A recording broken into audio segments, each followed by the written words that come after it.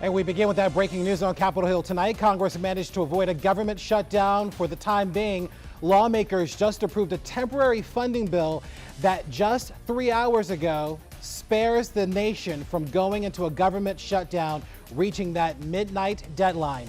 Thanks for joining us on the news at 11. I'm Larry Miller. That stopgap bill will keep the government open for the next 45 days. It's now headed to the president's desk for his signature, where he's expected to sign it.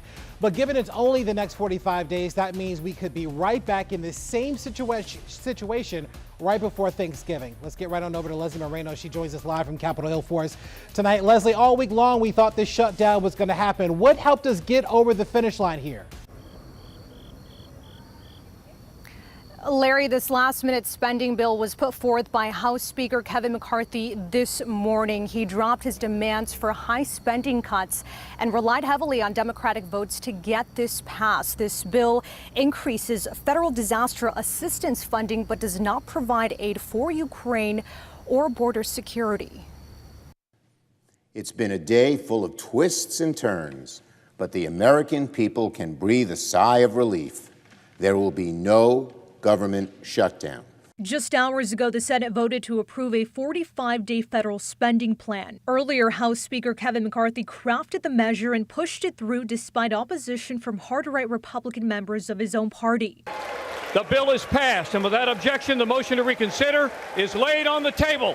The last-ditch effort, which averts a government shutdown for now, funds federal agencies and provides money for millions of paychecks through mid-November. On the House floor, we passed by overwhelming numbers the ability to keep government open for the next 6 weeks. I asked Congress, we'll stay in session the next 2 weeks, continue to work to get this done. To get the vote he needed, McCarthy relied on Democrats to help push through his temporary funding plan. We went from devastating cuts that would have impacted the health, the safety, and the economic well-being of the American people in 24 hours to a spending agreement that meets the needs of the American people across the board. The package leaves behind aid to Ukraine, which is a White House priority opposed by a growing number of GOP lawmakers. I'm confident the Senate will pass further urgent assistance to Ukraine later this year. But it increases federal disaster assistance by $16 billion in line with President Joe Biden's request.